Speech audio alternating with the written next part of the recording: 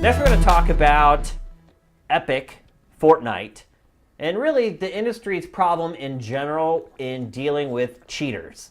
And Fortnite just can't stay out of the headlines. No, it can't. Which is, Epic probably loves that, by the Yeah. way. So basically what happened this week, it didn't actually happen this week, but the fallout of this happened this week, which is Epic sued a 14-year-old kid for cheating. And essentially what happened is he went to one of these websites where you literally pay like $5 a month or whatever to use their app to cheat in a game. And he did it. He got it. He played Fortnite. He went on YouTube and then streamed live him using the cheat, whatever it is, to play, and then even labeled it like Fortnite using cheat to destroy the competition. Live streamed it and then archived it. And what happened was Epic found it, issued a takedown notice, and the kid disputed it. And when he disputed it, that's when Epic was like, whoa, like, wait a minute here. And so they added him to the list of cheaters that they sued. Turns out they didn't know he was 14 at the time, obviously. But obviously he's generating revenue from YouTube somehow, or there wouldn't have been like a takedown notice. And if there were a takedown notice, he wouldn't have cared if he weren't making money off of YouTube. He wouldn't have fought it. He'd have been like, what difference does it make if they take it down? I'm not making money off of it anyway. I don't know. You're 14. You might just be trying to fight the power. Right? That could be. That could be. When I was 14, I was definitely had a little bit of rebel in me. Yeah. I still do in some cases. But his mom obviously catches wind of this and flips out and says, oh my gosh, you're trying to sue my 14-year-old kid. But what she really realizes is she's the one that's really getting sued. Because any judgment, the kid's not paying for it, the mom's going to pay for it. And so she fought back and said, because basically how the law is written is, and the end user license agreement is, if you altered the game. And so the mom is standing on the grounds of, my son didn't alter the game, the program that he uses alters the game. And then Epic came back and said, well, technically he is using that code and then going on YouTube and broadcasting and promoting this tool that alters the game. And so it's turned into this huge thing. Matt, where do you fall on the side of this? The other thing the mother said too was that they didn't ask for his age and the game is free. So she's like, Fortnite's free, and they didn't ask for his age when he started playing it. I think I come down on the whole Epic. There's no way this ends well for you if you keep pushing. Really? Like I mean, I get like trying to kind of enforce the non-cheating thing, but attacking this mother and her child over like a cheat app, like it's shitty, and I don't like that the kid did it. But maybe like story out there, lesson learned. Maybe don't push it legally any further than this. It's not like the kid is slanging dope out the back of the screen door or something. I mean, it's, he's cheating in a free game, battle royale game. It's like it's not like I'm gonna be happy with it, but I have a few people I've run into over the years in online games I'd rather see in jail than this kid. Yeah, for sure. Well, look, Epic has responded to her and said, like, basically, as of right now, has not dropped the suit. And it said, look, we're going to take this to court and we'll let them decide. I tend to agree with what? Like damages, basically? I guess. Like that they've lost money because this kid was cheating. That's what in the they're game? saying. That's what they're after here? Yeah, because they're saying he's essentially promoting this product to other gamers who will then go and spend money, who will then come in and cheat in the game, and then they could have spent that $5 a month on loot boxes. Right. That's exactly right, though. That's what it is. Because you could scare off potential customers if the game becomes inundated with cheaters and there's no way to win playing legitimately, people will stop playing. Yeah. And then you lose any money you generate from cosmetics or loot boxes or whatever future they have planned for Fortnite as far as how they're going to monetize it. Because right now it is kind of like in this period of, let's just get everybody hooked on it. And then we'll start figuring out how to better monetize all these people. And so from Epic's perspective, you could actually say, yeah, activity like this, not directly, but indirectly could impact revenue generated by a game like this. I just feel like I don't know. Like I don't. What's the greater good, right? Right. What's the end game there in terms of monetary cost to these people? I don't think that they care about getting $30,000 from the mom or whatever. I don't think they really care about the judgment at all financially. I think what they want to do is get a judgment so that it scares the living crap out of not really just the kids, but the parents. Because the parents are the ones who are going to read that story on CNN. The parents are the ones you want being like saying to the kids, like, you're not cheating, are you? Right. Because otherwise I'll get sued. Or you're not playing Fortnite. I mean, Right. that could be a potential part of it too. backfiring for Epic, is that parents around the world are like, you're not playing this game, they sue people. Yeah, Like, that's true. I mean, there's a double-edged sword to that. So, Here, play PUBG. They don't sue anyone. They don't care. Yet. Yeah, they just don't care.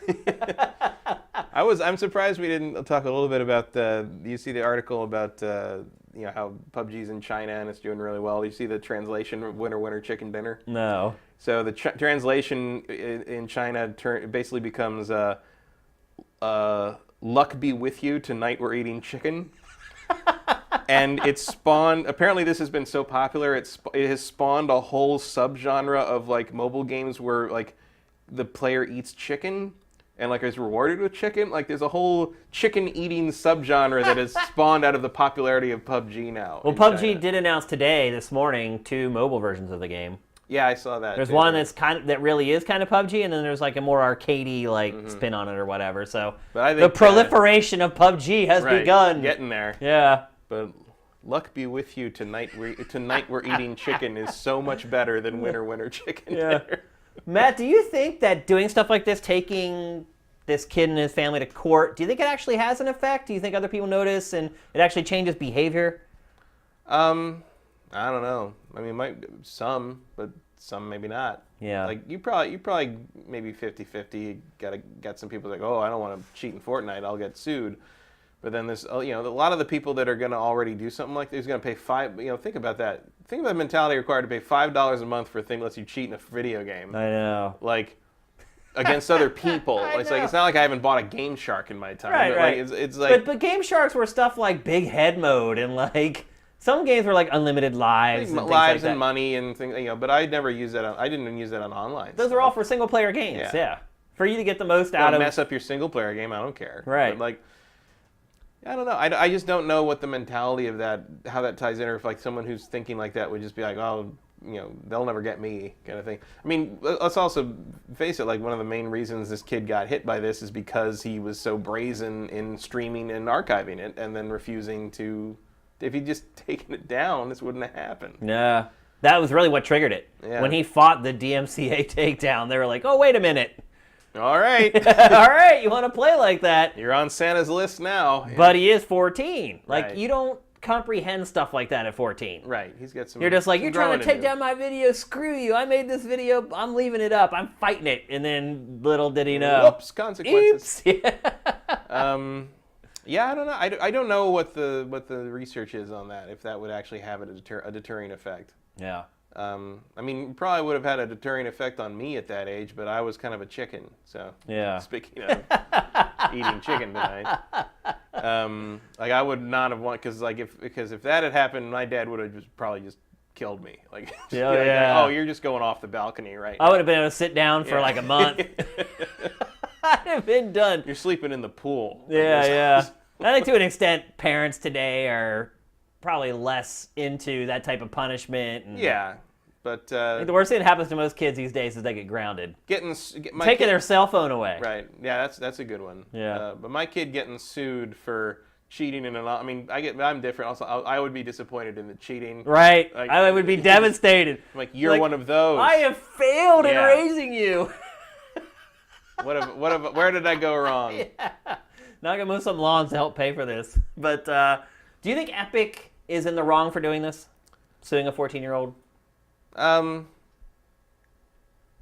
I don't really think of it as a right or wrong thing. I mean, I would like to. That's what most people are saying. It's I would prefer. I prefer not to see them ruin these people's lives financially, but like I feel like they're not going to do that necessarily. Yeah, I mean, how do you quantify how much money you've lost from this? I mean, it's also like it's a widespread problem, and some people were going to get singled out on this. It's too bad that it's a 14-year-old kid, but like, there's a lot more too. It's not right, but it's like that's kind of the thing. Is like maybe they can't drop one person off their suit because the suit's already in motion. That's a good point. I don't know how that works or what they've filed here. Yeah, like it might be like if they want to take that kid off, they have to refile the suit. It's possible.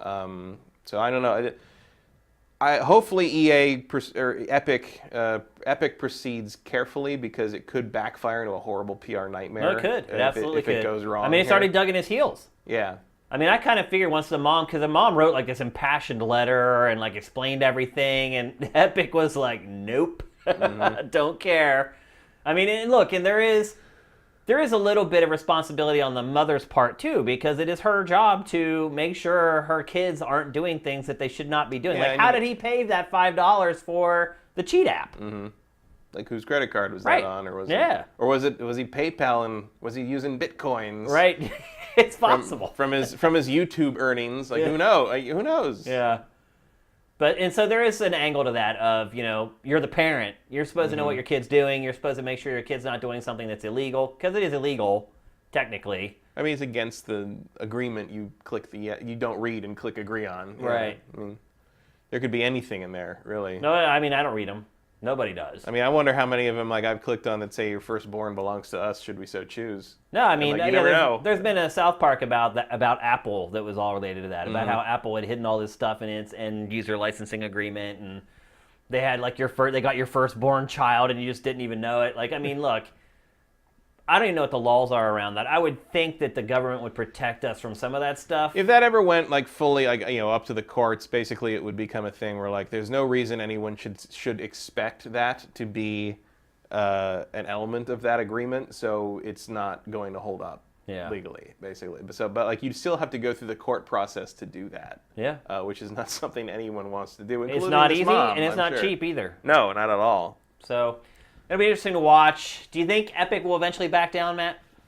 I feel like they might. The PR hasn't been that bad. No, I think what might happen is they might take it to a judgment. They might take it all the way to completion of the case, to judgment, but they may not demand the payment. They may waive it. You don't. You can waive the suit payment if you want, and they may do something like that.